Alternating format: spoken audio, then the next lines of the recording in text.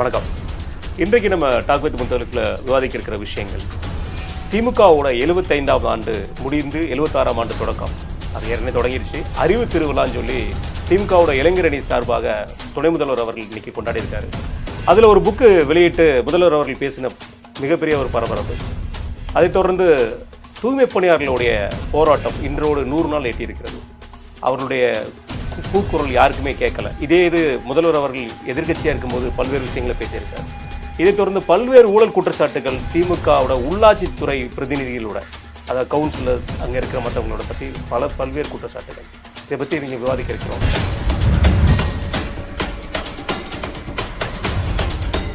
அண்ணா வணக்கம். வணக்கம் அண்ணா, திமுகவோட 75 அறிவு திருவிழா அப்படின்னு முன்னாடி சீமானுக்கு அண்ணா சாரிண்ணா அண்ணன் நாம் தமிழர் கட்சியோட ஒருங்கிணைப்பாளர் அண்ணன் சீமான் அவர்களுக்கு இன்றைக்கு பிறந்த நாள். அவர் நீண்ட காலம் நல்லபடியாக உடலோட வாழணும்னு நம்ம வாழ்த்துவோம். அதே மாதிரி அண்ணன் சீமான் அவர்களுடைய பல கருத்துக்கள், அதில் என்னென்ன கருத்துக்கள்னு சொல்லி நமக்கு எல்லாருக்கும் தெரியும். சில கருத்துக்களுக்கு உடன்பாடு இல்லாட்டாலும் தமிழ் ரீதியாகவும் அந்த மண் மீது அவருக்கு இருக்கிற, இயற்கை மீது அவருக்கு இருக்கிற ஒரு ஈடுபாடு நம்ம ரொம்ப பெரிதும் அவரை ஈர்க்க வைக்கிறாரு. உங்கள் கருத்து அவரோட பிறந்தநாளுக்கு வாழ்த்து சொல்லிடுங்க. தமிழக அரசியல் களத்தில் கலைத்துறையிலிருந்து வந்த ஒருத்தர் தலைவரில் சீமான் ஒருத்தர். அவர் தன்னை சினிமாவிலிருந்து வந்ததாக காண்பித்து கொள்ள மாட்டார். ஆனாலும் சீமானை அனைவரும் அறிந்தது சினிமா துறை மூலியம் தான். 2009 நான் அவர்கிட்ட பேசியிருக்கிறேன். அந்த டைமில் பாரதி ராஜா, சத்யராஜ் இவங்கெல்லாம் சேர்ந்து இந்த ஒரு இலங்கை இனப்படுகொலைக்கு எதிராக அமைப்பு நடத்தியிருந்தாங்க. இந்த 4th ஃப்ரேமு, இந்த நுங்கம்பாக்கத்தில் நடக்கிற இதிலலாம் வந்து கூட்டம்லாம் அட்டன் பண்ணியிருக்காரு. சத்யராஜ்லாம் இப்போ வேலைக்கு ஓடினார் திமுகவுக்கு பயந்து. இன்றைக்கி வீரம் பேசிகிட்டு இருப்பாங்க. இன்றைக்கிலாம் சீமான்ட்டெல்லாம் கேட்ட பொழுது அவர் நிலைமை அவர் என்ன பண்ணுவார். அதுக்கு பிறகு அவர் கட்சி ஆரம்பித்து அவர் அடுத்த கட்டத்தை நோக்கி நகர்ந்தார். ஓடிவில்லை. இதில் கூட நம்ம தேசிய பாதுகாப்பு சட்டத்திலே கைது செய்யப்பட்டு சிறையில் இருந்ததெல்லாம் நம்ம பார்த்துருக்கோம். அதனால் அது எடுத்த கருத்துக்களை துணிவோடு வைப்பவர் என்பது மட்டுமல்ல, அந்த கருத்து தவறோ சரியோ அதில் உறுதியாக நிற்பவர், அதற்கான வாதங்களை உறுதியாக எடுத்து வைப்பவர். அது தவறாகவும் இருக்கலாம், சரியாகவும் இருக்கலாம். எனக்கு அதில் அந்த மாதிரி கருத்துக்கள் இருந்திருக்கு. இந்த கருத்து தவறுங்க, திரும்பி அவர் தப்பாக போகிறாரு, இதில் ரொம்ப பக்காவாக சொல்கிறாரு, பல விஷயங்கள் புதுமையாக சொல்கிறாரு அப்படின்னு. அதனால் எடுத்து வைக்கின்ற கருத்துக்களில் இது பெரியார் பிம்பத்தை வலதுசாரிகள் எவ்வளோ உடைக்க முயற்சி செய்தும் முடியாத கட்டத்தில் சீமான் எடுத்து வைத்த விஷயங்கள் தைரியமாக எடுத்து வச்சு பெரியார் பிம்பத்தை பல இடங்களில் உடைத்தார்.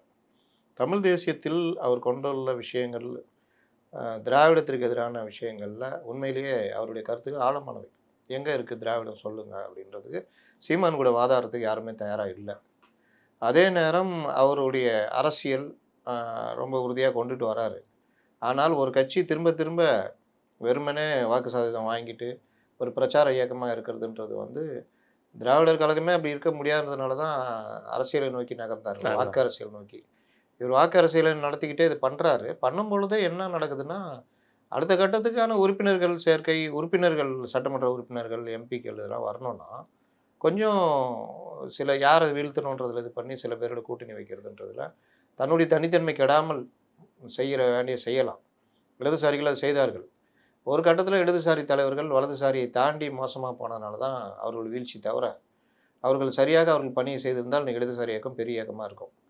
அந்த மாதிரி இவர் வந்து கூட்டணி அரசியலுக்கு மாறினார்னா நல்லாயிருக்கும். இவருடைய 8% ஒரு வேல்யூ இருக்கும் ஜனங்க இவருக்கு போடுறது. ஏன்னா இவருக்கு போடுறாங்கல்ல. அந்த 8% மக்களுடைய வாக்குகள் வீணாக போகுது. காட்டில் நிலவாய் கடலில் மலையாய் என்ற மாதிரி அந்த இது வீணாகாமல் இருக்கணும், அதை உறுப்பினராக மாற்றணுன்றான் அதுன்று என் போன்றவர்கள் கோரிக்கை. ஆனால் பெரும்பாலும் அவர் தனித்துத்தான் அப்படின்ற முடிவெடுத்து போகிறாரு. அதே போன்று ஒருவரை எதிர்த்தால் அவர்களை விமர்சிப்பது என்பது அவருடைய அரசியலை விமர்சிக்கலாம், அவர்களே தனிப்பட்ட முறையில் விமர்சிப்பது என்பது சீமானுக்கு மட்டும் இல்லை, சீமான் கூட இருக்கிறவங்களையும் நம்ம சுட்டி காட்ட வேண்டியிருக்குது. நீங்கள் அரசியல்வாதியாக இருக்கிறீர்களா, யூடியூபர்களாக இருக்கிறீர்களா அப்படின்றதுலே குழப்பம் இருக்குது. அப்போது ஒருத்தரை விமர்சிக்கிறோன்ற போர்வையில் ரொம்ப இறங்கி விமர்சிப்பது, தரம் தாழ்ந்து விமர்சிப்பது அப்படின்றது யூடியூபர்களுடைய ஒர்க்கு. அரசியல்வாதி அரசியல் பேசுவாங்க, அதுக்கு ஒரு ஸ்டாண்டர்ட் மெயின்டைன் பண்ணுவாங்க. அது மெயின்டைன் பண்ணாமல் போகிற இது இந்த உலகத்தில் தான் நாங்களும் இருக்கிறோன்ற மாதிரி போகிறது, அந்த மாதிரி தடுமாற்றங்கள்லாம் இருக்கிறது, கூட இருக்கிறவங்களும் இருக்குது. அதெல்லாம் சீமான் கட்டுப்படுத்துறது இல்லை.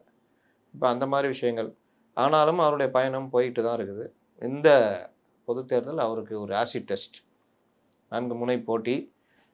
ஒருவேளை விஜய் இது என்டிஏல போனார்னா 3 முனை போட்டி. அப்படி 3 முனை போட்டினா அவருக்கு போட்டி இல்ல. அவர் வந்து இது எதையும் விரும்பாத ஒரு வாக்குகளை பெற முயற்சி செய்யலாம். ஒருவேளை விஜய் போல தனியா நிற்கிறார்னா, அது இன்னும் கூடுதலாக நெருக்கடியை விஜய் ஒரு சீமானுக்கு கொடுக்கும். அதனால இந்த முறைதான் சரியான ஒரு போட்டியாக பார்ப்போம். கண்டிப்பாண்ணே. இதை தொடர்ந்து பல்வேறு விஷயங்கள் நம்ம பேசலாம். சீமானோட காலத்தை பொறுத்து, அவர் அரசியலை பொறுத்து. இன்றைக்குன்னு திமுகவோட 75 அறிவு திருவிழா இப்படி ஒரு ஃபங்க்ஷன் நடந்துட்டு இருக்கு. காலத்தின் நிறம் கருப்பு சிவப்பு அப்படின்னு ஒரு புக்கை ரிலீஸ் பண்ணுறாங்கண்ணே. இந்த புக்கை ரிலீஸ் பண்ணிட்டு முதல்வர் அவர்கள் பல்வேறு விஷயங்களை பேசியிருக்காரு. அது ஒன்றா வருவோண்ணே. முதல்ல எனக்கு ஒரு சந்தேகண்ணே. இந்த திருவிழா வந்து திமுகவோட திருவிழா. எல்லா கூட்டணி கட்சி தலைவர்களும் உட்காந்துருக்காங்க. சில மூத்த பத்திரிகையாளர்களும் உட்காந்துருக்காங்க. இது உங்களுக்கு முதல் கட்ட பார்வை என்ன?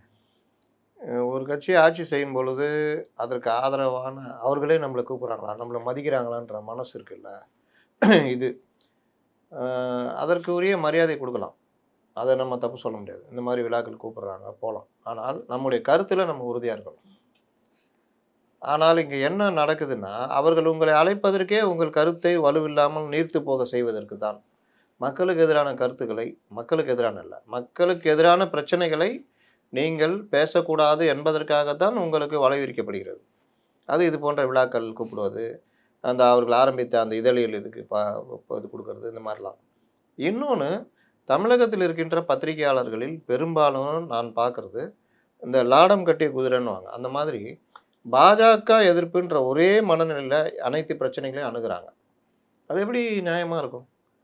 பாஜகட்ட நல்ல அம்சங்களும் இருக்கும். மத்திய அரசு பல நல்ல திட்டங்களையும் கொண்டு வரும். மத்திய அரசுடைய நிதியை இவர்கள் வாங்கி வச்சுக்கிட்டு தரலன்னு கூட சொல்லலாம். இந்த மாதிரி பல விஷயங்கள் இருக்குது. பாஜகட்ட இருக்கிற தவறுகளை விமர்சிங்க. இவர்கள் தவறே செய்யவில்லையா? அடுத்த கேள்வி அதானே. பாஜக தவறு, இப்போ நம்ம விமர்சிக்கிறோம். பாஜக இதில் தப்பு, இதில் ரைட்டு. சரி, நீங்கள் உங்களை கூப்பிட்டு உங்களுக்கு பொன்னாடை போடுத்துறாங்க, மேடையில் முதல் வரிசையில் உட்கார வைக்கிறாங்க, உங்களை மதிக்கிறாங்க அப்படின்னா, இவர்கள் தவறையே நாங்கள் பேச மாட்டோம்னா எப்படி அர்த்தம்? அது ஒரு பார்ட்டுனா, அதை தாண்டி தவறுகளுக்கு முட்டு கொடுக்குற வேலையை மூத்த பத்திரிகையாளர்கள் பண்ணிக்கிட்டு இருக்காங்க. இன்னும் சில பேர் அதையும் தாண்டி மற்ற கட்சி தலைவர்களை தரக்குறைவாக விமர்சித்து தங்களுடைய விசுவாசத்தை காட்டிக்கிறாங்க. 3 வகையாக இருக்காங்க. ஒன்று, தவறுகளை கண்டுகொள்றதே இல்லை. அப்படியே வெறும் பாஜகனா கோபம் வரும் அவங்களுக்கு, அவ்வளோ ஏறி பேசுவாங்க. இந்த கலாம்கிட்ட இருக்கிற அந்த ஒரு பொன்ராஜ், இந்துராம், இந்த மாதிரி இதெல்லாம் இந்த இடதுசாரி தலைவர்கள் இவங்கெல்லாம் அப்படியே அந்த சைடுனா அப்படியே பொங்கிடுவாங்க. அப்புறம் இவர்களுக்கு முட்டு கொடுப்பாங்க. 2வது வகை, இவர்களுக்கு முட்டு கொடுக்கறதுல வந்து ஓவராக போய் இந்த தவறுகளை பற்றி பேசாமல் முட்டு கொடுக்கறது. கனகராஜ், இன்னும் மூத்த பத்திரிகையாளர்கள், அவர்களுக்கு பிஜேபி வரக்கூடாது, அதுக்காக நான் இவங்களை ஆதரிக்கிறேன். இன்னொன்று, சில பேரை பிடிக்காது, அதனால இவங்களை ஆதரிக்கிறேன். இப்படி 3வது வகை ஏறி அடிக்கிறது. யாரெல்லாம் இது பண்ணுறாங்களோ அவங்களெல்லாம் ரொம்ப தரக்குறைவாக பேசுறது. எடப்பாடி பழனிசாமினா அவரை வந்து ஒன்றும் இல்லாத லீடரு, ஏடிஎம்கே ஒன்றுமே இல்லை, விஜய்னா விஜய் மோசம், விஜய் ஒன்றும் இல்லாத லீடரு, விஜய் என்ன இப்படி பேசலாம், விஜய்க்கு அறிவு இருக்கா, விஜய் கொலைக்காரன், இந்த ரேஞ்சுக்கு பேசுறது. இந்த மாதிரி 3 வகையாக இருக்கிறார்கள். இவர்களை நம்ம என்ன சொல்கிறது, கொத்தடிமைகள் சொல்கிறதா, மூத்த கொத்தடிமைகள் சொல்கிறதா, இல்லை என்ன சொல்கிறது? உங்களுக்கு ஒரு ஃபேம் இல்லை, ஒரு நிறுவனத்தில் இருந்துட்டீங்க, இல்லை ஒரு நிறுவனத்தை நடத்திட்டீங்க, இந்த ஒரே தகுதியை வச்சுக்கிட்டு நீங்கள் சொல்கிறதெல்லாம் மக்கள் ஏற்றுக்கணும்னு அவசியம். காலத்துடைய கோலத்தில் காணாமல் போயிருக்காங்க பல பேர். ஜனங்களுடைய பிரச்சனை எவன் பேசுகிறானோ அவன் தான் நிற்பான். ஜனங்களுடைய பிரச்சனையை பேசாமல் இது போன்ற மாநாட மயிலாட இல்லை போய் உட்காந்தவங்களாம் இன்றைக்கி என்ன ஆனாங்க? சேம் அதே தான். இன்னொன்று நான் பார்க்குறது, சமூக ஊடகங்கள், சமூக வலைதளங்கள் வளராத காலத்தில் இவர்கள் வைத்தது தான் சட்டம், இவர்கள் சொல்வது தான் வேதவாக்கு, இவர்கள் சொல்வது தான் கருத்து. இன்னைக்கு பார்க்கும் பொழுது என்னையா இப்படி இருக்கீங்க, வாட்ஸ்அப் தலைவர்களாக இருக்கீங்களே, என்னையா கொஞ்சம் கூட ஒரு நாலேஜை வளர்த்துக்க மாட்டீங்களா? ஒரு நல்லதோ கெட்டதோ அதில் கூட இது இல்லையா? இந்த குழந்தைத்தனமாக கீழே தொண்டர்கள் அந்த ஒரு நரேட்டிவ்க்கு இரையாகி பேசுவாங்கல்ல, அது மாதிரி நீங்களே பேசிக்கிட்டு இருக்கீங்க. என்ன இந்த மாதிரி இருக்கீங்களேன்னு பார்க்க தோணுது. மாபெரும் பத்திரிகையாளராக, மாபெரும் படிப்பாளியாக, பெரிய தலைவராக இருக்கின்ற திருமாவளவன், மார்க்சிய கருத்துக்களில் ஆழமாக இருக்கக்கூடிய இவர்கள் சண்முகம், சண்முகம் பேசலை, பெரும்பாலும் பேசினாரான்னு நான் கவனிக்கல. இந்த கே பாலகிருஷ்ணன், இந்த அருணன் பெரிய எழுத்தாளர், வீரபாண்டியன், இந்த மாதிரி ஆட்கள்லாம் கூட வாட்ஸ்அப் தலைவர்கள் மாதிரி வாட்ஸ்அப் கருத்துக்களை வச்சுக்கிட்டு பேசிக்கிட்டு இருக்கிறாங்க. இல்லை அப்படி தான் பேசுகிறாங்களா, இல்லை இவர்களாக அப்படி மாறிட்டாங்களான்னு தெரியல. அல்ல ஒருவேளை இவங்க தான் வாட்ஸ்அப்பில் பரப்புறதானே? ரெண்டும் தான். ரெண்டு பேரும் பரப்புறது இந்த டீம் தான். இந்த டீம் தான் பரப்புது. அதை வந்து இவங்களே நம்பிக்கிறாங்கன்ற. அது தப்போ ரைட்டானு நீங்கள் கிராஸ் செக் பண்ணுமா வேணாவா? நீங்கள் எஸ்ஐஆர் தப்பு நடந்துச்சு. இன்னைக்கு கூட எங்கள் வீட்டுக்கு வந்தாப்புல வந்துட்டு, சார் இந்த மாதிரி எஸ்ஐஆரா? ஆமாம், வாங்க உள்ளே வாங்க, உட்கார வச்சேன். என்ன சார் உங்களுக்கு ஓட்டு இங்கே இருக்கா? ஆமாம், இப்போ தான் மாற்றினேன். சார் ஓட்டர் ஐடி காமிங்க. வாங்கினார். திருப்பி அதில் ஸ்கேன் பண்ணார். சார் உங்கள் நம்பர் இருக்குது சார், வாக்குச்சாவடி இங்கே தான், இத்தனாவது இது. நான் வந்து 1000க்கு மேலே இருந்தனால அவர் ஒரு 600னா கூட பஞ்சி அந்த பேக்கை தூக்கின்னு வராரு. அப்பார்ட்மெண்ட்டாக கஷ்டம். அதனால் நான் புதுசாக போனதுனால எந்த 1000க்கு மேலே போயிடுச்சு. இவர் 600க்குள்ளே கொண்டு வந்தார். நான் அப்புறம் வரேன் சார் அப்படின்ட்டு என் பையனை பார்த்தாரு. என் மனைவிக்கு இன்னும் மாறல. சார் அவங்களது இது இருக்குது, நான் பார்த்துட்றேன். அவங்களுக்கு ஓட்டு வந்து கஷ்டமே இல்லை சார். நீங்கள் போய் படிவெல்லாம் ஃபில் பண்ணி கொடுத்தீங்கன்னா லேட் ஆகும். ஆன்லைன்லேயே பண்ணிவிடுங்க சார், அவ்வளோதான். நான் நாளைக்கு வரேன் சார், ஃபார்ம் வந்தாலும் ஃபில் பண்ணி கொடுக்க போகிறோம், அவ்வளோதான். எஸ்ஐஆர். என்னங்க கட்சிக்காரங்களாம் வருவாங்க, கூட வரலையா சார்? வந்தாங்க சார், 2 வீடு பார்த்துட்டு ஃபோட்டோ எடுத்துகிட்டு போயிட்டாங்க சார். யார் ஏமாத்துறா? அவங்கவுங்க ஃபோட்டோ எடுத்துகிட்டு போயிட்டாங்க. தாவே கலந்து யாரும் கிடையாது. இவர் சொல்கிறார் நான் தான் மாட்டு சக்தின்னு. அதிமுக, பாஜக, திமுக, பாஜக, திமுக எல்லாருமே அவங்கவுங்க ஒரு 2-3 பேரை பார்க்குற மாதிரி ஃபோட்டோ எடுத்துகிட்டு அவங்கவுங்க தலைமைக்கு அமைச்சிருவாங்க, நாங்கள் பார்த்தோம் அப்படின்னு. அதோடு அவங்க பணி முடிஞ்சுட்டு போயிட்டாங்க. இந்த மாதிரி பல இடங்களில் நடக்குது சார், தனியாக தான் நான் வரேன் சார் அப்படின்னாப்புல. அவர் அதை ஒரு இதுவாக சொல்லியிருந்தார். யாரும் வந்து பார்க்க மாட்டேங்கிறாங்க சார், 1-2 இடத்த வந்து போயிடுறாங்க சார். அப்போ இந்த எஸ்ஐஆர்னு அவ்வளோ பெரிய இதுவா? ஆனால் இவருக்கு என்ன சொல்கிறாங்க, குடியுரிமையை பறிக்கும் செயல். குடியுரிமையை எப்படி பறிப்பீங்க? உங்கள் டேட்டாஸ்லாம் எடுத்துருவாங்க. உன் டேட்டாஸ் எடுக்கிறதுக்கு ஏன் இதெல்லாம் போய் பண்ணணும்? அவசியம் இல்லையே. நீ ஓட்டர் ஐடியில் இருக்குது, ஆதாரில் இருக்குது, எல்லாத்துலேயுமே இருக்குது உன் டேட்டா. அப்போ இந்த அளவுக்கு வந்து இவர்கள் இதாக இருக்காங்க. இதில் இவர்கள் எல்லாரையும் கூட்டி வச்சுக்கிட்டு அடிக்கடி முதல்வர் வாக்கிங் போகிறதும், விழா நடத்துவதும், பொன்னாடை போர்த்துவதும், தகைசால் விருது கொடுக்குறதும், அப்புறம் இந்த மாதிரி கூட்டங்களில் முன்னாடி உட்கார வச்சுக்கிறதும். நாங்கள் எல்லாம் அறிவாளிகள், அதனால் நீங்களும் அறிவாளிகள், இல்லைன்னா கடவுள் இல்லைன்னா பொண்டாட்டி பத்தினி இல்லைன்னு சொல்லலாம், அதனால் இவர்களும் போய் உட்காந்துங்கன்னு நானும் அறிவாளி அப்படின்னு காமிச்சிக்கிறது. இந்த மாதிரி கூட்டங்கள் தாளத்துக்கு ஏற்ற மாதிரி இவங்க ஆடுறாங்களா, இல்லை இவங்களுக்கு ஏற்ற மாதிரி தாளம் அடிக்கப்படுதானே? இவங்க ஆட ரெடி, அவங்க அடிக்கிறாங்க. தப்பு தாளங்களாக இருந்தாலும் தப்பு தாளத்துக்கு ஏற்ற மாதிரி இவங்க ஆடிக்கிறாங்க. எப்படினாலும் ஏன்னா அந்த தாளம் எல்லாம் தப்பு தாளம் தானே. தப்பு தாளம். அப்புறம் இவர்கள் எப்படி சட்டம் ஒழுங்கு, போதை கலாச்சாரம். இன்னைக்கு ஒருத்தர் கிளம்பியிருக்காரு, என்ன சொல்கிறாரு, போதை பிரச்சாரத்துக்கு எதிராக நான் நடைப்பயணம் போக போகிறேன். 4.5 வருஷமாக என்ன பண்ணியிருந்தீங்க? போன ஆட்சியில் கலிங்கப்பட்டியில் பெரிய போராட்டம் நடத்தினார் வைகோ. அந்த போராட்டத்தில் துப்பாக்கி சூடு லெவல் போச்சு. அப்புறம் ஒரு எஸ்பி ஒரு டாஸ்மாக் கடைக்கு ஒரு டாஸ்மாக் கடைக்கு அப்படியே காராகிரத்தில் எங்களை அடைத்து வையுங்கள் ஓயின்ட்டாப்ல. இது எஸ்பி போய் பேசுகிறார், மாவட்ட எஸ்பி. ஏன் லெவலுக்குலாம் நீ ஒரு ஆளே கிடையாது, நீ யாரையா நீ ஐபிஎஸ், என்ன ஐபிஎஸ் நீ போ அப்படின்ட்டாப்ல. ஏடிஎம் கவர்மெண்ட்லேருந்து இது பண்ணாங்க. அப்புறம் பேசுனாங்க, சார் அவர் இந்த இது அனுப்புகிறேன்னு சொல்லிட்டு அப்புறம் வேற ஒரு ஐஜி, அவருக்கு பழக்கமானவர், அவர் போய் பேசினோன்னே வண்டிக்குள்ளே உட்காந்து பேச்சுவார்த்தைலாம் நடந்துச்சு. அன்றைக்கி அவ்வளோ டெரராக போர்வாலை தூக்கி சுற்றினவர் இந்த 4.5 வருஷத்தில் எவ்வளோ போதைப் பொருள், இது போதைப் பொருள் புழக்கத்தால் நடக்கின்ற குற்றச்செயல்கள், பெண்கள் குழந்தைகளுக்கு எதிரான வன்முறைகள் அதிகரிச்சது. எனக்கு இன்னைக்கு காலையிலங்க ஒரு ஸ்கூல் பஸ்ஸை முந்திட்டு 3 பேர் போதையில் கள்ள தூக்கி அடிக்கிறாங்க. குழந்தைங்கன்னா அழுவுது உள்ள. போக்சோ சட்டத்தில் இவங்களை கைது பண்ணுவாங்க. அந்த குழந்தை பள்ளி குழந்தைகள் அழுவுது, இவன் கல் எடுத்து அடிச்சு அவ்வளோ பிரச்சனை. காலை நேரத்துல இந்த மாதிரி விஷயம் காலையிலேயே போதையை போட்டு என்ன இது பாருங்க. இது என்ன எல்லாம் வாய மூடி. நீங்க கேட்டீங்களே இன்னும் இவங்களாம் தாளம் போடுறாங்க, இதெல்லாம் தப்பு தாளம் தானே. இந்த தாளத்துக்கு தான் தாளம் போட்டுன்னு இருக்காங்க. புதுசா ஒருத்தர் சேர்ந்துக்கிறாரு, நல்லா நடன கலைஞர். அவரு யாரு? கமலஹாசன். அதனால அவர் ஒரு நடன கலைஞர் சேர்ந்திருக்காரு. அவர் நீங்க எந்த தப்பு தாளம் போட்டாலும் ஆடிடுவார்ல, இல்லை அவரே வாயில தாளம் போட்டுன்னு ஆடுவார். இன்னைக்கு கிளம்பி போறாரு வைகோ, நாங்கள் நடைப்பயணம் போகிறோம். அப்போ 4.5 வருஷம் என்ன பண்ணியிருந்தீங்க? நடுவில் ஒரு பொதுக்குழுவில் சொன்னார், இளம் சிறுவர்கள் எல்லோருமே பள்ளிகளில் அதிலேயே கஞ்சா சாக்கில் விற்கிறாங்க. அது சொல்கிறதுக்கு மட்டும் என்ன, வேற என்ன பண்ணீங்க? நீங்கள் இவ்வளோலாம் பேசிட்டு நீங்கள் தான் சிஎம் எப்போ வேணாலும் பார்க்கலாமே, சொல்ல வேண்டியதானே. ஜாபர் சாதிக் மேட்டர் வந்தப்போ இவங்களாம் எங்கே போயிருந்தாங்க? ஒருத்தர் வாய் திறக்கல. இன்றைக்கி கனிமவள கொள்ளையிலேருந்து உங்கள் மாவட்டங்களில், தென் மாவட்டம் தான் நடக்குது, தென்காசிலையும் நெல்லையிலையும் தான் நடக்குது. நெல்லையில் போய் அந்த அறப்போர் இயக்கம் நடத்தும் பொழுது தாக்கப்பட்டார்கள். யாராவது வாய் திறந்தீங்களா? இன்றைக்கி இங்கே உட்காந்துருக்காங்க, அறிவான இயக்கம், நாங்கள் அறிவு சார்ந்தவர்கள்னு. அறிவு சார்ந்தவர்கள் செய்கிற செயலாக இது. ஒரு மாநிலத்துடைய கனிம வளை 100 டன் எடுக்கணும்னா 1000 டன் எடுக்கிறது. அன்னைக்கு லாஸ்ட்டில் மேற்கு தொடர்ச்சி மழையே இல்லாமல் போச்சுன்னா என்ன ஆகுறது? உங்களுக்கு இல்ல பருவமழை மலைகள் எல்லாருக்குமே சொந்தமானது தானே. ஜீவராசிகள் எல்லாருக்குமே, மனிதன்லேருந்து ஒரு விலங்கு வரைக்கும் எல்லாரும் இயற்கை மேலே கை வச்சிங்கன்னா இயற்கை உங்கள் மேலே கை வைக்குங்க. நீங்கள் இந்த விவகாரத்தெல்லாம் பார்த்தீங்கன்னா இதை பற்றி எதுவுமே பேசுறது கிடையாது. இன்னைக்கு கிளம்பி போய்கிட்டு இருக்கிறாங்க. மற்றவர்களுக்கு வந்து இன்னைக்கு மேடையில் ஏறிக்கிட்டு எல்லாருக்கும் ஆளுக்கு ஒரு புக்கு ஒரு சால்வை அவ்வளோதான். நீங்கள் இப்போ பாருங்கள், கூப்பிடாதவங்களாம் மேலே ஏறி நின்றுக்கிறாங்க. கட்சின்ற பேரில் பலரும் மேலே ஏறி நின்றுக்கிறாங்க. மொத்தமாக இவர்களை முடித்து விடுவது, இவர்களை பார்த்தாலே ஜனங்க வந்து வெறுப்பாகிற அளவுக்கு இவர்கள் திமுகவுடைய மேடைகளில் நின்றுக்கிட்டு பண்ணிக்கிட்டு இருக்கிறாங்க. அதனால் இந்த விழா கூட நீங்கள் இது ஒரு இவர்கள் காலாட்டிக்கிட்டே இருக்கணும்.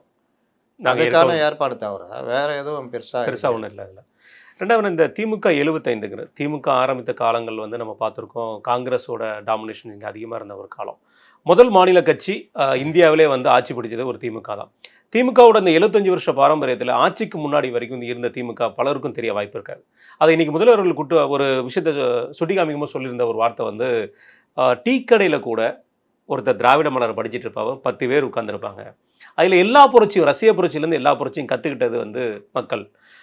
அது மூலமாக வந்து நாங்கள் வந்து உழைச்சி, தலைவர்லேருந்து தொண்டர்கள் வரைக்கும் உழைச்சி கொண்டு வந்த இயக்கம் அப்படிங்கிற ஒரு விஷயத்தை சொல்லியிருக்காங்க. ஃபர்ஸ்ட் திமுகவோட இந்த முதல் கட்டம் வரைக்கும் ஆட்சிக்கு வந்தது, அதை எப்படி பார்க்குறீங்க? அதை அந்த விஷயத்தை நீங்கள் பெருசாக திராவிட முன்னேற்ற கழகம் திராவிடர் கழகத்திலேருந்து பிரிஞ்சு வந்தது. இவர்கள் சுதந்திர போராட்ட காலத்தில் தான் என்ன பண்ணாங்கன்னு கேட்டால் ஒன்றும் பண்ணல. சினிமா கதை வசனம் எழுதிக்கின்னு சுற்றிக்கிட்டு இதுக்கிட்டு நாங்கள் வந்து இதுன்னு வெள்ளைக்காரர்களுக்கு இது பண்ணி கொடி பிடிச்சிட்டு இருந்தவங்க. அந்த இயக்கம் தான் ஜஸ்டிஸ் கட்சி தான் பின்னாடி திராவிடர் கழகமாக மாறுது. இவர்களுக்கு என்ன பிரச்சனை? சுதந்திரத்தையே கருப்பு தினமாக கொண்டாடினவங்க. இங்கே வந்து நாங்கள் சீர்திருத்தம் பண்ண போகிறோம்னு சொல்லிட்டு அந்த இதை ஆரம்பித்தாங்க. அதுலேயும் பார்த்தீங்கன்னா கடவுள் மறுப்பு கொள்கை, இந்த மாதிரி கொள்கைகள் எல்லாமே இந்து மதத்திற்கு எதிரான மட்டும்தான். கேட்டால் எங்கள் மதத்துலேருந்து தான் நாங்கள் ஆரம்பிக்கிறோம். உங்கள் மதத்துலேருந்து இங்கே ஆரம்பிங்க, கரெக்டு, நான் தப்பே சொல்ல. பெரும்பான்மை மதங்கள் மதமாக இருக்கிறது, பெரும்பான்மை இருக்கிறது, இதுதான் கரெக்டு, தப்பே சொல்ல. ஆனால் நீங்கள் எதை ஆரம்பிக்கிறீங்களோ, எந்த நல்ல கருத்துக்களை சொல்கிறீங்களோ, அதை சொல்பவர்கள் அதை கடைப்பிடிப்பவர்கள் ஏற்றுக்கொள்ளும்படி சொல்லணும். ஆனால் பண்ணது எல்லாமே செக்ஸு, மேடைகளில் பேசுனது எல்லாம் செக்ஸு, கொச்சைப்படுத்துறது, உடைக்கிறது, அறுக்கிறது, இந்த மாதிரி பண்ணும் பொழுது சாதாரணமாக இருக்கிற இந்து மக்கள் அதற்கு எதிராகத்தான் போய் நின்றார்கள். நம்பிக்கை இன்னும் கொஞ்சம் கூடுச்சு.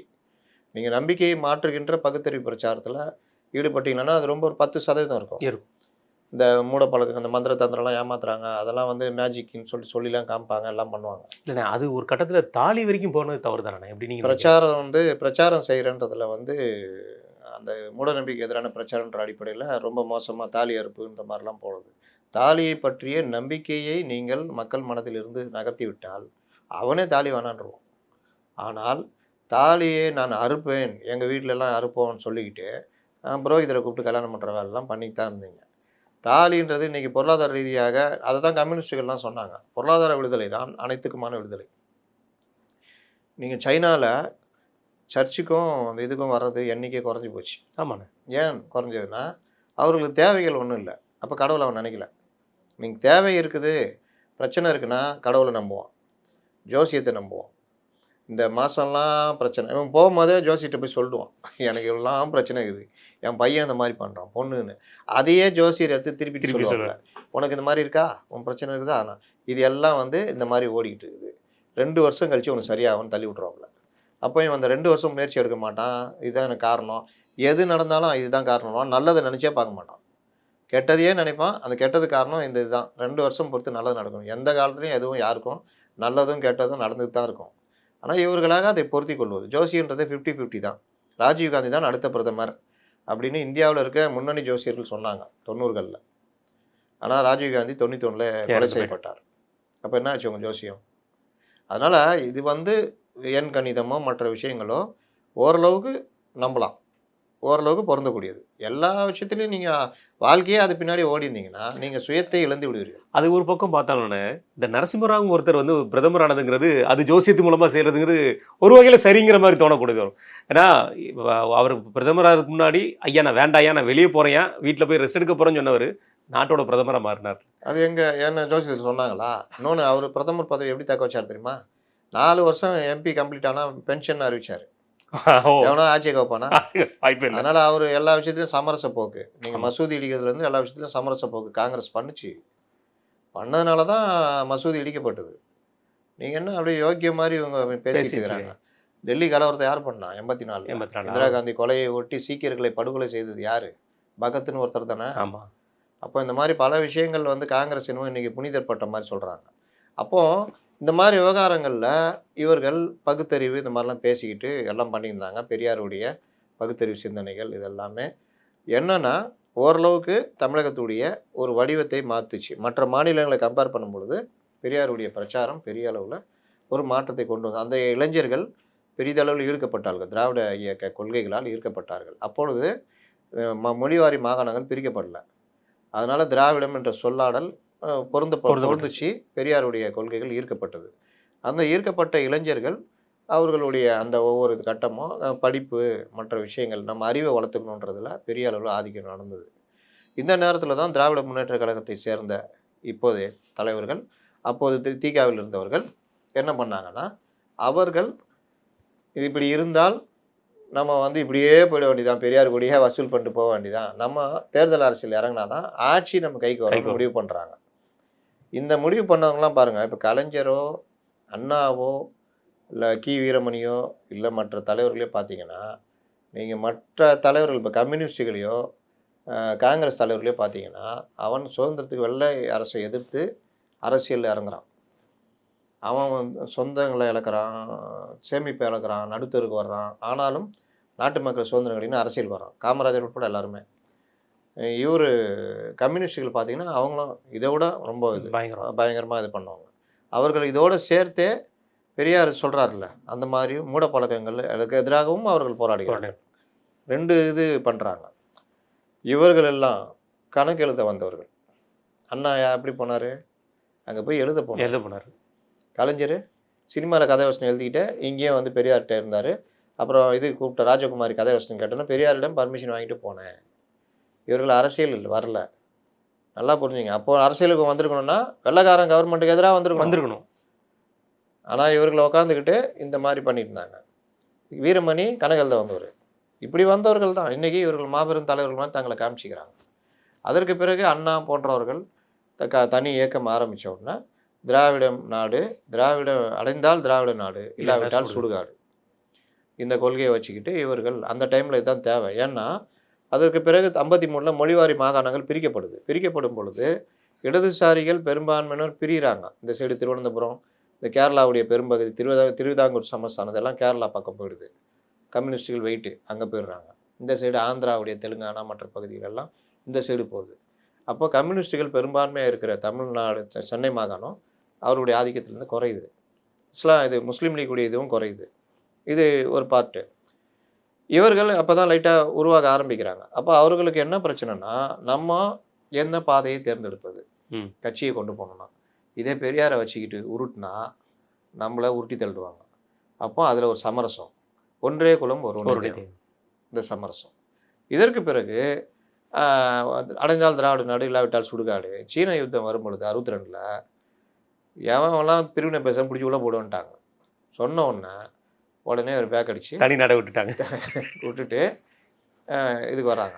அதுக்கப்புறம் நேரு இவங்களுக்கு கண்டென்ட் கொடுக்குறாரு. இந்திய எழுத்தெல்லாம் அழிக்கும் போது என்னையா எழுத்தெல்லாம் தார் வச்சு அழிஞ்சிருமா, எழுத்தே இல்லாமல் போயிடுமா, என்ன வாட் இஸ் இஸ் நான்சென்ஸ், தமிழர்களை நான்சென்ஸ் சொல்லிட்டான்ட்டாங்க. இப்போ சொல்கிறாங்கல்ல அந்த மாதிரி. அதற்கு பிறகு புதிய கல்விக் கொள்கையில் 3வது மொழி இந்தி கட்டாயம்னு சாஸ்திரி கொண்டு வர்றாரு. அது ஒரு பெரிய பிரச்சனை மாற்றுறாங்க. நடுவில் நம்ம இவர் குள்ளுகப்பட்டர் என்று இவர்களால் அழைக்கப்பட்ட ராஜாஜி பின்னாளில் திமுக 67 ஆட்சியை பிடிப்பதற்கு மிக உதவியாக இருந்த வலதுசாரி, தீவிர வலதுசாரியான சுதந்திர கட்சி, அவர் காங்கிரஸில் இருக்கும் பொழுது, முதல்வராக இருக்கும் பொழுது, பள்ளிக்கூடங்கள் கம்மியாக இருக்குன்னு ஷிஃப்ட்டு கொண்டு வரும் பொழுது காலையில் 7 மணிலேருந்து 1 மணி வரைக்கும் படிக்கிற பசங்க மத்தியானத்துக்கு மேலே என்ன பண்ணுவாங்கன்னு கேட்டப்போ, ஏதாவது தொழில் கற்றுக்கலாம், தன் தந்தையுடைய தொழிலில் கூட உதவி பண்ணலான்னு சொன்னதை குலக்கல்வின்னு மாற்றி பெரிய அளவில் பிரச்சாரம் பண்ணாங்க. அதற்கு பிறகு காமராஜர் வராரு. காமராஜர் வந்து கல்விக்கான இதெல்லாம் கொஞ்சம் இறங்கி பண்ணுறாரு. கல்வி தமிழ்நாட்டில் கல்வி அணைகள் கட்டுறதெல்லாம் பண்ணலாம். அவருடைய கரகம் அவராக ஒரு முடிவெடுத்து காமராஜர் பிளான் சொல்லிட்டு போட்டு அவர் தேசிய அரசியலுக்கு போகிறாரு. இங்கே பக்தவச்சலத்தை கொண்டு வர்றாரு. இவர்களுக்கு அது வாய்ப்பாக அமையுது. 65ல் மொழி போர், மொழி மதம் இனம்லாம் தொட்டால் பெரிய பிரச்சனையாக இல்லை, அதை எடுத்து கையில் எடுத்துகிட்டு பண்ணுறாங்க. அதில் தீக்குளிப்பு இந்த மாதிரி சம்பவம் நடக்குது. 65. இதுக்கு நடுவில் கலைத்துறையை சேர்ந்தவங்கள பயன்படுத்துகிறாங்க அரசியலுக்கு. எம்ஜிஆர், சிவாஜி, எஸ்எஸ்ஆர், கேஎன்எஸ்கே, கே ராமசாமி, அது இதுன்னு அசோகன், சிவாஜி கணேசனும் இருந்துட்டு வெளியே போனார். இவ்வளோ பண்ணோன்னா 67 கூட்டணி மூலியமாக ஜெயிக்க சுதந்திரா கட்சியும் அதில் ஒன்று. பிரதான கட்சி சுதந்திரா கட்சி, கூட்டணியில் பிரதான கட்சி சுதந்திர கட்சி. இந்த காலகட்டங்கள் முழுவதும் இவர்கள் எதிர்த்து அரசியல் செய்தது காங்கிரஸை. இந்த காலகட்டம் முழுவதும் இவர்களை எதிர்த்தவர் பெரியார். இந்த காலகட்டம் முழுவதும் காங்கிரஸை ஆதரித்தவர் பெரியார். 67க்கு பிறகு பெரியார் மனசை மாற்றிட்டு திராவிட ஒரு கட்சி அமையுது அப்படின்னு. இதில் நம்ம சொல்ல வர்றது, இப்போ இவர் சொல்கிறார்ல அந்த காலத்தில் படிப்பு, ஆமாம், அப்போ எதுவுமே கிடையாது. படிக்கிறது ஒன்று தான் பிரதானம். அப்போ மன்றங்கள் அதிகமாக அமைச்சாங்க. படிக்கிறதுல 2 கட்சிக்கு போட்டி இருக்கும். ஒன்று கம்யூனிஸ்ட் கட்சி, 2வது திராவிட இயக்கங்கள். இவர்கள் அதனால தான் குடியரசு, முரசொலி இதெல்லாம் பெரிதளவு விற்பனையாச்சு. இவர்கள் எழுதுகிற கட்டுரைகள், அண்ணா தம்பிக்கு எழுதிய கடிதங்கள், கலைஞர் கடிதம், இது எல்லாமே இதாச்சு. கடிதங்கள் வாயிலாக, விவாதங்கள் வாயிலாக மன்றங்கள், படிப்பகங்கள் இப்படியே வளர்ந்துச்சு. அதே மாதிரி இவர்கள் யாரும் வசதி மிக்கவர்கள் அல்ல. அதனால தான் இவர்கள் காங்கிரஸை சீமான்கள் கட்சி, கோமான்கள் கட்சின்னு விமர்சிப்பாங்க. கோமான்கள் கட்சி, பண்ணையார்கள் கட்சி, மூப்பனாரே ஐயா மூப்பனாரே, அந்த பண்ணையாரேன்ற மாதிரி பாடுவாங்க. மூப்பனார், வாண்டையாரே, இதெல்லாம்.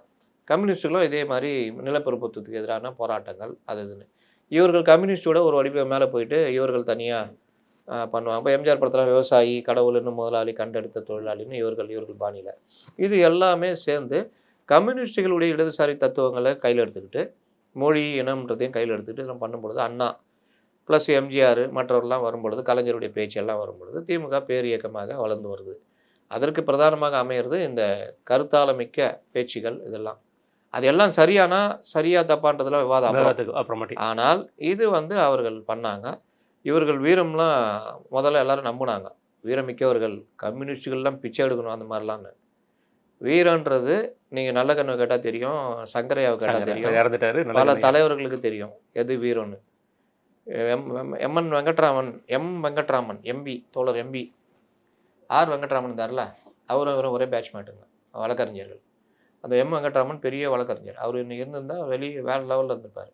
அவர் கம்யூனிஸ்ட் கட்சியில் இருக்கார். வழக்கறிஞர் தொழில் பாதிக்கப்படுது. வெள்ளைக்கார கவர்மெண்ட்டுக்கு எதிராக போராடுறாரு. அப்புறம் காங்கிரஸ் கவர்மெண்ட்டுக்கு எதிராக, வெள்ளைக்கார கவர்மெண்ட்டு தான் நினைக்கிறேன், அப்போவா காங்கிரஸ் கவர்மெண்ட்டாக தெரில. இவர் சிறையில் இருந்து தப்பிச்சிடுறாரு. மனைவி நோய்வாய்ப்பட்டிருக்காங்க. இவர் போய் பார்க்குறாரு. பார்த்துட்டு ஆறுதல் கூறிட்டு இருக்கும்போது போலீஸ் சுற்றி வளைச்சிடுது. மாட்டிக்கிறாரு, ஜெயிலுக்கு போயிடுறாரு. மனைவி இறந்து போயிடுறாரு. பணத்தை கூட பார்க்கல. அப்படிப்பட்ட அப்பழுக்கட்ட தலைவர். அப்புறம் அவங்க மக கூட கட்சியில் இருந்தாங்கன்னு நினைக்கிறேன், கம்யூனிஸ்ட் கட்சியில். இந்த மாதிரி ஒவ்வொரு தலைவர்களுக்கு பின்னாடி ஒவ்வொரு 1000 கதைகள் இருக்குது. அந்த தியாகம்லாம் பெருசாக வரல. ஜீவா இவ்வளோ பெரிய ஜீவா விடவா? அப்போது இந்த மாதிரிலாம் நடந்தது. இவர்கள் ஜீவாவை வைத்துலாம் வளர்ந்தாங்க. ஆனால் ஜீவாவுக்கு எதுவும் பண்ணல. எம்ஜிஆர் தான் பண்ணார். இல்லை, இன்றைக்குன்னு கம்யூனிஸ்டில் நம்ம தமிழ்நாடு முழுக்க பல இடங்களில் பார்க்கலாம். ஜீவான்னு ஒரு கடை பேர் இருந்துச்சுனாலே அது இவர பேர் சொல்லி தான் ஆரம்பிச்சிருப்பாங்க. பல்வேறு இடங்கள்ல அந்த ஜீவாவோட கம்யூனிஸ்ட் இயக்கம் மக்களோடு கலந்தது. கலை இலக்கிய பண்பாட்டில் அதோட கலந்தவர்கள் கம்யூனிஸ்டுகள்ன்றதுக்கு பெரிய எடுத்துக்காட்டு ஜீவா தான். அப்புறம் சங்கரையா, முத்தையான்னு இருந்தார், தீக்கதிரியுடைய முதல் ஆசிரியர் கே முத்தையா. இந்த மாதிரி இந்த இலக்கியத்தோட அந்த எழுத்தாற்றல் அந்த மாதிரி உள்ள தலைவர்கள் கம்யூனிஸ்ட் கட்சியில் அதிகமாக இருந்தாங்க. இவர்களுக்கு இணையாக இருந்தாங்க. இவரால் பேசவே முடியாது. பி ராமமூர்த்தி எழுதின ஆரியமாயா திராவிடமாயா இன்றைக்கி இருக்குது. திராவிட இயக்க வரலான்னு பேர் மாற்றிருக்கு. அதை வாங்கி படிச்சிங்கன்னா இவங்க என்னென்ன தகுதி தத்தம் பண்ணாங்கன்னு ஃபுல்லாகவே இருக்கும். திராவிடன்றது ஒன்று கிடையவே கிடையாதுன்னு எழுதியிருப்பார்.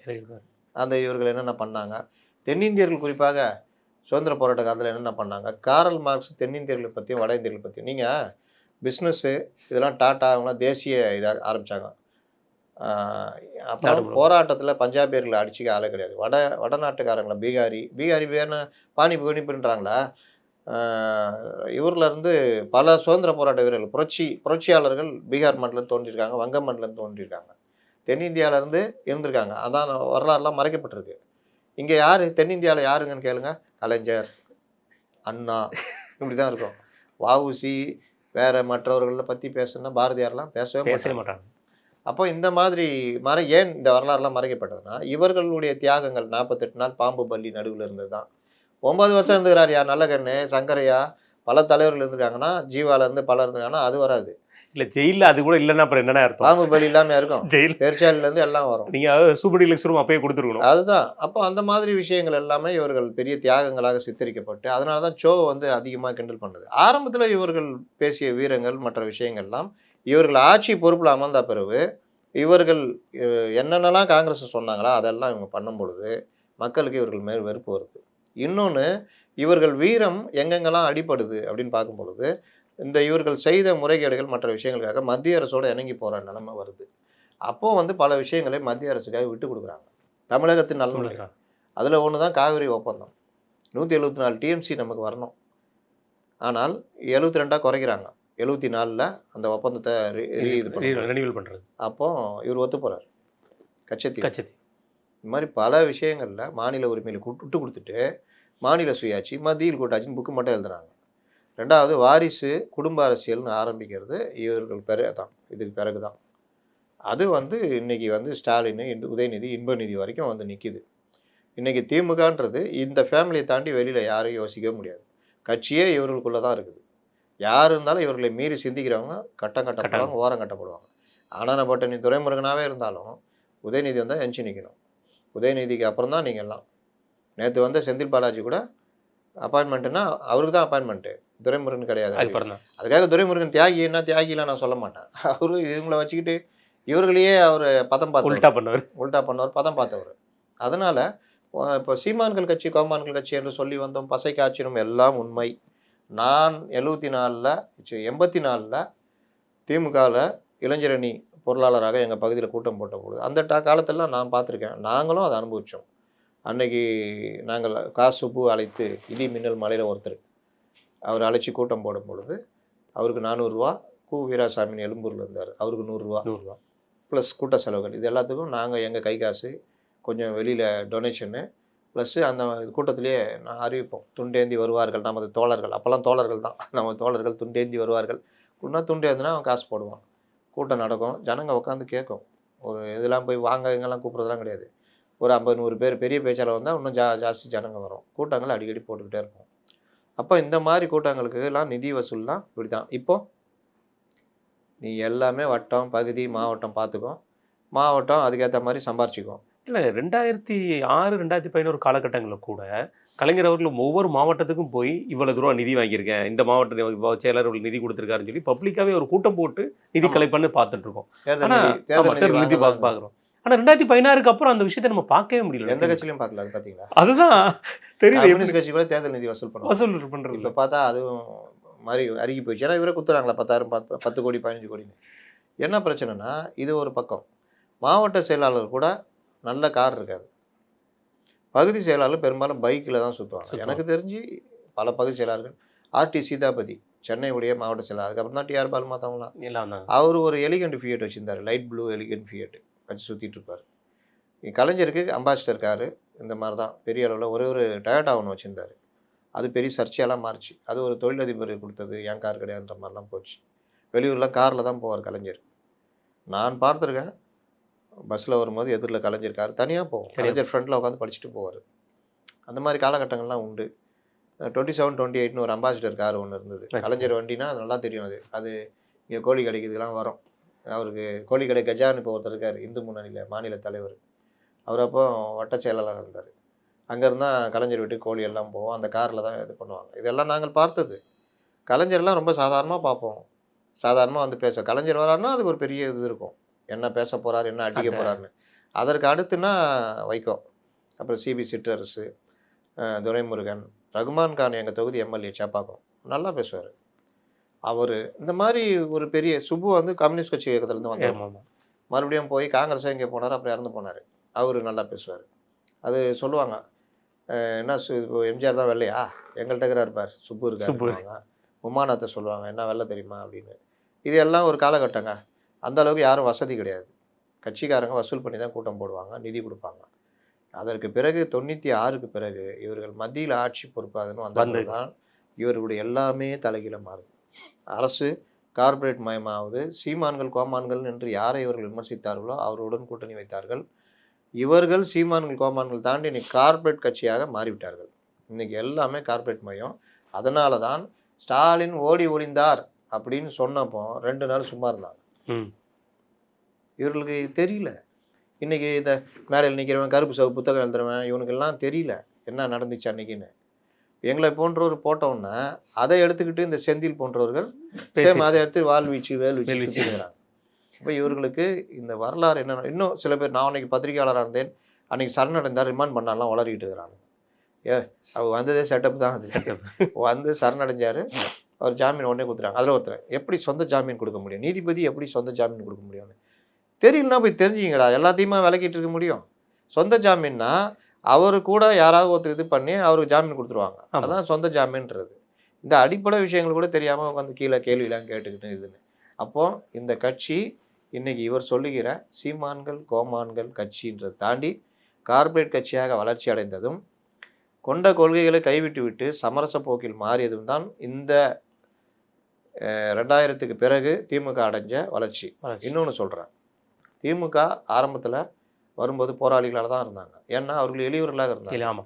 அப்போ எளிய மக்களுக்காக பேசினார்கள், எழுதினார்கள். எளிய மக்களுடைய பிரச்சனைகள் தெரிஞ்சது, விவசாய பிரச்சனை தெரிஞ்சது, எல்லாம் தெரிஞ்சுது. நாராயணசாமி நாயுடுவை தூண்டி விட தெரிஞ்சது, எல்லா பெரிய விஷயங்கள்லாம் பண்ண தெரிஞ்சது. ஆனால் கலைஞருக்கு பிறகு இவர்கள், கலைஞர் பீரியட்லேயே இந்த பொன்முடிலாம் போக்குவரத்துறை அமைச்சராக இருந்த போதெல்லாம் இவர்கள் தொழிலாளர்களுக்கு எப்படி எதிராக இருந்தாங்க, விபி சிந்தன் எப்படி குத்தப்பட்டார், இந்த மாதிரி பல விஷயங்கள்லாம் இருக்குது. அப்போ இவர்கள் தொழிலாளர்கள் விரோத போக்கில் எப்படிலாம் மாறினாங்க, இவர்கள் பேசினதுன்னா நடந்தது என்னென்னு. அப்பப்போ இவர் கலைஞர் வந்து அதை மேக்கப்பும் பண்ணிக்குவார்.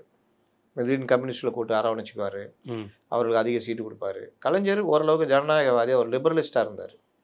அவரை வந்து நீங்கள் எளிதில் சந்திக்கலாம், விஷயத்த சொல்லலாம், காது கொடுத்து கேட்பார், மாற்றங்களை கொண்டு வருவார். ஒட்டுமொத்தமாக திமுகவுடைய வரலாறுன்னு பார்த்தீங்கன்னா பல மாற்றங்களை அவர்கள் கொண்டு வந்திருக்காங்க. முதல் தலைமுறை பட்டாதாரியிலிருந்து பல்வேறு விஷயங்களில் பிற்படுத்தப்பட்ட மக்களுடைய வாழ்க்கையுடைய வளர்ச்சிகள், அரசு பணிகளில் ஒரு குறிப்பிட்ட சமூகத்தினர் மட்டும் இருந்ததை அடித்து உடைச்சது, பிற்படுத்தப்பட்டவர்கள் அதிகமாக அரசு பணிகளில் உள்ள நுழைய காரணமாக இந்த மாதிரி பல விஷயங்கள் பண்ணியிருக்காங்க. தேசிய உடைமையாக்குனது, போக்குவரத்து கழகங்களை தேசிய உடைமையாக்குனது, இன்றைக்கி ஃபுல்லாக போக்குவரத்து கழகம் பிரைவேடைசேஷன், இவி பஸ் பிரைவேட் இப்படி போகுது. என்னென்னலாம் கலைஞர் பண்ணாரோ அதெல்லாம் தலைகீழ பண்ணுறாங்க. அப்போ திமுக என்பது ஒரு சீர்திருத்த இயக்கமாக இருந்தது, மறுப்பதற்கு இல்லை. எத்தனை வருடத்துக்கு வரைக்கும், 80கள் 90கள் வரைக்கும் இந்த மண்டல் கமிஷன்லாம் திமுக ஆதரிச்சது பெரிய விஷயம். அப்போ அவர்கள் அந்த விஷயத்தில் கலைஞர்கிட்ட ஒரு பொதுவான ஒரு போக்கு இருந்தது. அவர் நிறைந்த படிப்பாளி, ஆழ்ந்த அறிவுள்ளவர். அவர்கிட்ட ஒரு தடவை, நான் பேர் சொல்லலாம் விரும்பலை, 3% எங்களுக்கு இடஒதுக்கீடு வேணும், அப்படியா கொடுத்துடலாம், கொடுத்துட்றான்ட்டு வாக்குறுதி கொடுத்துருவேன். கலைஞர் வந்தோன்னு முதல்ல வர சொல்லுட்டாப்புல. எந்த அடிப்படையில் நீ சொன்ன? இல்லை அப்போ 69 இருக்குது, 3 கொடுத்தா 72. என்ன நினச்சிக்கிட்டு இருக்கிற? இடஒதுக்கீடு என்னன்னு தெரியுமா? 69 எப்படி வந்துச்சு தெரியுமா? எந்த மாநிலத்தில் இல்லாத அளவுக்கு நம்ம அதை இதாக்கி அதை பார்லிமெண்ட்டில் நிறைவேற்றி பொதுப்பட்டியலில் கொண்டு போய் வச்சுருக்கிறோம். ஜெயலலிதா பண்ணாங்க. அது மிக சாமர்த்தியமான நகர்தல் அது. அதனால தான் வீரமணிலாம் சமூக நீதி காத்த வீராங்க பாராட்டினா. ஏன்னா 50 தான் இந்தியா முழுதும், 50 தாண்டி 69ன்றது மிகப்பெரிய வெற்றி. அதில் கலைஞரும் காரணம், திமுகவும் காரணம். திராவிட கட்சிகள் பொதுவாக எடுத்துட்டிங்கன்னா உங்களுக்கு பிற்படுத்தப்பட்ட பட்டியலின மக்களுக்காக அவர்கள் செய்த 2 கட்சியுமே செய்த விஷயங்கள், சமூக நீதியின் பால் நின்றது, இங்கே மத அரசியல் கால் ஊன்றாமல் தடுத்தது. இன்னைக்கு பாஜகவே உள்ளே வந்தாலும் மத அரசியல் பண்ண முடியாத அளவுக்கு தான் பண்ண முடியுது. அதற்கு இந்த வளர்ச்சிக்கெல்லாம் 2 கட்சி, இந்த திராவிட கட்சிகள், கம்யூனிஸ்டுகளுடைய பங்குகளை மறுக்க முடியாது. காங்கிரஸ், இங்கே இருந்த அரசியல் கட்சிகளுடைய பங்கு, காமராஜர் கோடு போட்டார்னா எம்ஜிஆர் வந்து ரோடு போட்டார், கலைஞர் போட்டார், ஜெயலலிதா பண்ணாங்க. ஒவ்வொருத்தரும் அவர்கள் பங்கு பண்ணியிருக்காங்க. இவர்கள் சொல்கிற மாதிரி ஜெயலலிதா முற்படுத்தப்பட்ட வகுப்பை சார்ந்தவர் அப்படின்னு சொன்னாலும் அவர்கள் காலமெல்லாம் உழைச்சதெல்லாம் பெண்கள், பட்டியலின மக்கள், பிற்படுத்தப்பட்ட மக்களுக்கான விஷயங்களில் தான் கவனம் செலுத்தியிருக்காங்க. நீங்கள் பார்த்தீங்கன்னா தெரியும். ஆனால் அவர் சமூக சார்ந்தவர் குற்றம் செய்த பொழுது தயங்காமல் கைது பண்ணதும் ஜெயலலிதா. அது பிறகு சாட்சி ஆக்கி பல விஷயங்களில் மாற்றம் கொடுத்தது கலைஞர் ஆட்சியில் தான். அப்போ ஜெயலலிதான்றவங்க வந்து கொஞ்சம் கூட இந்த விஷயங்களில் வந்து ஒரு சின்ன ஒரு கிணுங்கள் கூட அவங்கள்ட்ட இல்லை. இவர்கள்ட்ட பல சமயத்தில் ஒரு அந்த எந்த போக்கு இருந்திருக்குது, அப்பப்போ மாற்றிக்கிறது. ஆனாலும் ஓவராலாக பார்த்தா திராவிட இயக்கங்கள் அப்படின்னு பார்த்தா அவர்களுடைய பங்களிப்புன்றது நம்ம மறுக்க முடியாது. ஆனால் நான் என்ன சொல்கிறேன், கலைஞர் 2006-11 பீரியட்லேயே இவர்கள் எப்போவுமே கலைத்துறை சாதனால இந்த சினிமா சம்மந்தமான ஆட்களுக்கு ரொம்ப முன்னுரிமை கொடுக்குதுன்னு, அந்த கலைஞர் பீரியட்லேயே அது ரொம்ப மோசமாக போச்சு. இன்னொன்று, திமுகவினர் மத்தியில் எப்போவுமே ஒரு ஆதிக்க மனப்பான்மை இருக்கும். அதுதான் அவர்களுக்கு மைனஸ். அந்த மைனஸ் 2006-11 ரொம்ப கொடூரமாக மாறிச்சு. 71 to 76 கொடூரமாக இருந்தது. அந்த கொடூரத்தை 2006 to 11 பார்த்தாங்க. இப்போ பார்க்குறாங்க. அப்போ இந்த விவகாரங்களில் மக்கள் இப்போ ஒரு ஊராட்சி தலைவர் கூட பாருங்க, அதை பேசும்போது அடிக்க வர்ற மாதிரி பொதுமக்கள்கிட்ட. பொதுமக்கள் இயலாதவர்கள் தான், அவர்கள்ட்ட வாக்குன்ற ஆயுதம் இருக்குது. அந்த ஆயுதத்தை மொத்தமாக வச்சு அவங்களை தீர்த்து விட்ருவாங்க. இது 2011 உங்களுக்கு நடந்தது. எப்போதெல்லாம் திமுக ஆட்சியிலிருந்து அகற்றப்படுகிறதோ அப்பொழுதெல்லாம் பெரிய அளவில் தொகுதிகள் இல்லாமல் எதிர்கட்சியாக கூட இல்லை முடியாதெல்லாம் போயிருக்காங்க. 77ல் 184 சீட்டு இருந்த நீங்கள் 77ல் 48 சீட்டாக சுருங்கி போச்சிங்க. எதிர்கட்சி தலைவராக இருந்தீங்க. 80ல் ஆட்சியை கவுத்துட்டு மீண்டும் ஆட்சியை பிடிக்கலான்னு நினச்சப்போ மக்கள் இன்னும் மரணடி 34 ஆக்கி விட்டாங்க அவங்கள. 1984ல் அது 11 தொகுதியாக குறைச்சி விட்டாங்க சுத்தமாக. 89ல் ஏடிஎம்கே ஸ்பிளிட் ஆனதுனால வந்தீங்க. 91 வேற கதை. அதில் உங்கள் மேல் வீண் பழி சுமத்தப்பட்டது. எது? ராஜீவ்காந்தி மாநாடு. அதை அறுவடை பண்ணிச்சு அதிமுக. 96ல் நீங்கள் பெரிய அளவில் வந்தீங்க. 2001ல் பெரிய அளவில் வர முடியலையே. அப்போ ஒவ்வொரு காலகட்டத்திலையும் இவர்கள் ஆட்சி செய்யறதுடைய விதயம் அதுதான். 2006 to 11 இவர்கள் தேர்தலில் நின்று 2011 வரும்போது 3வது இடத்துக்கு தள்ளி 23 தொகுதிகள் மட்டுமே ஜெயிக்க முடியுது. அதில் என்ன நமக்கு நாமையோட ப்ரோக்ராமில் வந்து இப்போ இருக்கிற முதல்வர் ஸ்டாலின் அவர்கள் அப்போ ஒத்துக்கிட வர செஞ்சார். ஆமாம், நாங்கள் நிறைய தப்புகள் பண்ணோம், ஆனால் 2016 நாங்கள் பண்ண மாட்டோம், எங்களுக்கு திரும்பி மீண்டும் ஒரு வாய்ப்பு கொடுங்கன்னு சொல்லி இப்போ அதை சொல்லுவார். அடுத்து வரும்போது இப்போ சொல்லுவார், நாங்கள் தப்பு பண்ணியிருக்கோம், எங்களுக்கு மீண்டும் வாய்ப்பு கொடுங்க. இப்போ தப்புனா கொஞ்சம் நஞ்ச தப்பு இல்லை, ரொம்ப ஒரு எண்டில் போய் நிற்கிறாங்க. முதல்வர் கையில் எதுவுமே இல்லைன்ற கருத்துக்கள் திரும்ப திரும்ப சொல்லப்படுது. இன்றைக்கி தாவேகா மேடையில் ஆதவ அர்ஜுனா உட்பட எல்லாரும் பேசுகிறாங்க. அப்போ இந்த கருத்து வலுவாகிட்டே வருது. ஒரு ஹெச்ஓபிஎஃப் டிஜிபி தலைமை டிஜிபி நியமன விஷயத்திலேயே முதல்வருக்கும் அதுக்கும் சம்மந்தம் இல்லாத மாதிரி போய்கிட்டு இருக்குது. திரும்ப திரும்ப கோர்ட்டில் போய் இவங்க மாற்றி மாற்றி சொல்லிகிட்டு இருக்கிறாங்க. இங்கே ஒன்று சொன்னாங்க, ப்ராசஸ் போய்கிட்டு இருக்குது. அங்கே உச்சநீதிமன்றத்தில் போய் கொஞ்சம் லேட் ஆகிடுச்சு, அதனால தான் பொறுப்பு டிஜிபி போட்டோம், நாங்கள் நியமிச்சிருவோம், பேனல் வந்தோம் நியமிச்சிருவோன்றாங்க. இப்போ நேற்று அந்த வழக்கு மீண்டும் ஒரு வழக்கு வரும் பொழுது இவர்கள் இதில் என்ன நோட்டீஸ் அனுப்பிச்சிருக்காங்க. இப்போ போய் என்ன சொல்லுவாங்க, இதில் அமைச்சர்கள் போன்றவர்கள் அவர்கள் இஷ்டத்துக்கு அனுப்புகிறாங்கன்ற அளவு போகிறாங்க. இந்த மாதிரி ஒவ்வொரு விவகாரத்திலும் நீதிமன்றத்தால் குட்டு வாங்குறது. அதாவது ஒரு கட்சி ரொம்ப அந்த தலைவரால் அறிவார்ந்த ரீதியாக அந்த ஆட்சி நடத்தப்படும் அப்படின்றது மாறி திமுக எந்த தடவையும் இல்லாத அளவுக்கு யாராரோ பேசுகிறாங்க, யாராரோ பண்ணுறாங்க, அதிகாரிகள் ஆட்டம் ஜாஸ்தி இருக்குது. அப்புறம் இந்த நான் சொன்னேன் ஓடி போயிட்டார் அப்படின்னா அந்த மாதிரி விஷயங்களை கூட சொல்ல தெரியல. வரலாறுகளை திருச்சி சொல்கிறாங்க. யாராரோ இன்ஃப்ளூயன்சர்களாக இருக்கிறவங்கலாம் திமுகவுடைய முகங்களாக தெரிகிறார்கள். அவர்களுக்கு வரலாறும் தெரியாது, அவர்களுக்கு எதுவும் தெரியாது. இன்னொன்று, ஒரு கட்சி ஆட்சியில் இருக்கும் பொழுது 91 to 96 ஜெயலலிதாவுக்கு அதுதான் நடந்தது. எல்லாரும் விதூஷகர்களாக இருந்தாங்க. சூப்பர் ஆச்சா பூச்சான்னு அடிச்சு ஒன்று சங்கத்தை கலைஞரான்னு தெரிச்சு ஓடிட்டாங்க. அந்த வரலாறு இப்போ நடக்க போகுது. இன்னைக்கு வந்து உக்காந்துருக்கிற அறிவாலய கொத்தடிமைகள் மூத்த பத்திரிகையாளர் இருந்து எல்லாம் ஒரு இப்போ கூட வேணாம், இந்த ஒரு ஜனவரிக்கு மேலே பாருங்க பாதி பேர் எப்படி பேசுகிறாங்க. ஒருவேளை முதல்வர் அவர்களுக்கு நம்ம திமுக எம்எல்ஏக்கு மட்டும் தான் முதல்வருங்கிற மாதிரி ஒரு எண்ணம் தோணிட்டா, தமிழ்நாட்டில் ஆட்சியாளர் அதிகாரிகள் ஆட்சி பண்ணிடுவாங்க, நம்ம திமுக எம்எல்ஏக்கு மட்டும் தான் முதல்வர் ரெஸ்ட். அது கூட நீங்கள் திமுக எம்எல்ஏக்கள் நேற்று பார்த்தீங்கன்னா மதிவேந்தனுக்கு எதிராக மதிவேந்தனை புறக்கணிக்கிறார்கள். அவர் பட்டியலினத்தை சேர்ந்தவர், குறிப்பாக அதுலேயும் அருந்ததி இனத்தை சேர்ந்தவர் இருந்தனாலேயே அவரை வந்து ஒரு அமைச்சராக இருந்தால் கூட அங்கீகாரம் தர மறுக்கிறார்கள். கூட்டணி கட்சியில் இருக்க கொங்கு ஈஸ்வரன்னா நீங்கள் சமூக நீதி பேசிக்கிட்டு ஒரு ஜாதி கட்சியை கூட வச்சுக்கிட்டு இருக்கிறீங்க. இதெல்லாம் திரும்ப கண்ணுக்கு தெரியாது.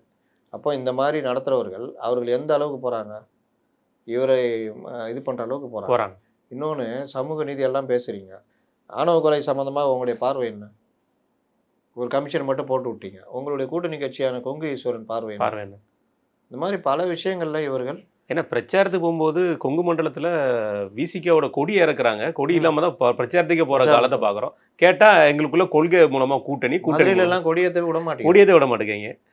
இவர் கூட இருக்கிறவங்கள அவமானப்படுத்துகிறாங்க. அப்போ இதெல்லாம் நடக்கும்போது இன்னைக்கு திமுக ஒரு சமூக நீதி இயக்கம் அப்படின்றத பேரளவில் வச்சுக்கிட்டு திரும்ப திரும்ப இவர்கள் என்ன சொல்கிறது டெம்ப்ளேட் வசனங்கள் பேசிக்கிட்டு இருக்காங்களே தவிர அடிப்படையில் கலைஞருக்கு பிறகு அமைச்சர்கள் அனைவரும் பெரும்பாலானோர் ஜாதி அமைப்புகளில் இருக்காங்க, பெருமை பேசுகிறாங்க. ஈவன் கனிமொழி உட்பட மாநாட்டில் தங்களுடைய சமூக மாநாட்டில் கலந்துக்கிறாங்க.